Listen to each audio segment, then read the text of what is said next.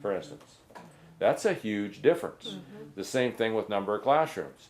To an architect, every classroom is 20 square foot, or excuse me, 20 kids per classroom, which it may not, as we know, we may have 8 special ed kids. We may have something else that isn't follow the set routine. So an elementary, they would tell Robin, if you want an elementary of 600 students, you got 30 rooms.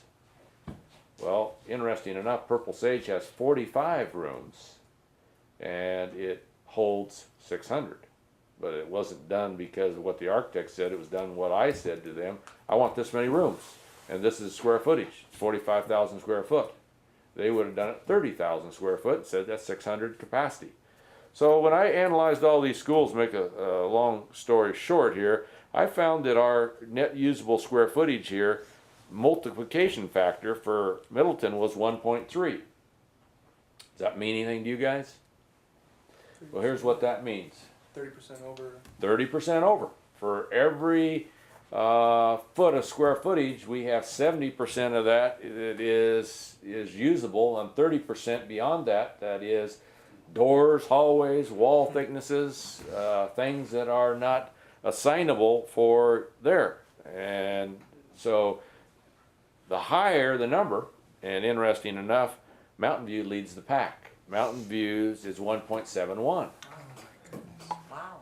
Somebody would be unbelievable if they said, you mean for every square foot I got in there, 71, factor of 71 more beyond there is unsignable? And the answer is yes. It's huge, but it doesn't hold much more than what we hold here. It has 87 teaching stations. I have 87 here. I have 240,000 square feet. They got 280,000. So as you tour through Mountain View, you'll see that. There are huge areas that the area you come into, the student area where the kids are in there, that takes square footages. Under the stairwells, not usable. So those areas are ones that you look at, and I'll pass this around. You kind of see. Can I ask you a question on Yep. that? So that's all that open hallway. You know, Yeah. they have those huge halls. Yep. That's what is non-usable, even though kids are circulating through there, but they're not being able to have it as a workstation, as a classroom. Is that what you're meaning? Or under stairwells, for instance. Okay. You look under those, Laura. Ours are boxed in for storage, so we count it. But our classroom space is, we have as much usable square footage as we can, and we put storage in areas where mechanicals are. Yeah.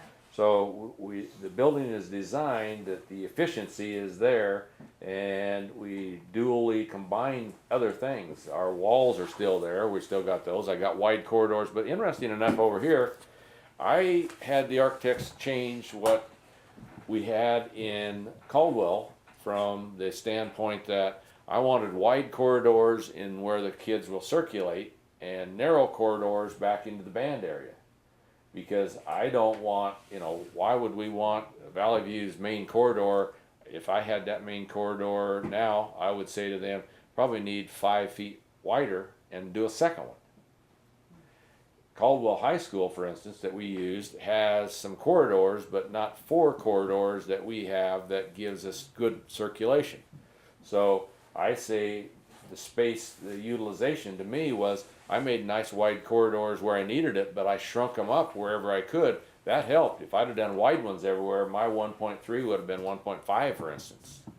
So going back to Mountain View again, they got wide corridors in places they don't need wide corridors. Right, they're huge. And then in that front area, the advantage for those kids with that story pit thing, is that good square footage to use, or would we be better off putting that into classroom space? Those are questions you ask yourself. Are there areas then within those schools that has space that, as educators, we look at that and say, Columbia High School, a good example. Columbia High School is Napa's area that is the music thing.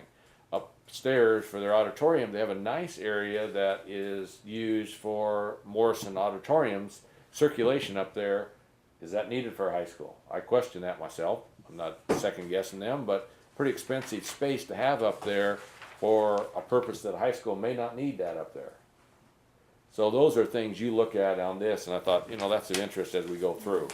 Are these Design West at all these So they were able to provide you with the data? Yeah, they had to call the architects under each Oh, okay. case and get that, and with my permission, the architects provided that. Yeah, architects, Great. Yeah. interesting enough, architects are pretty, you know, they don't want another architect firm looking and examining and questioning things they have, right or wrong. I say to myself, you know, it doesn't bother me who the architects are.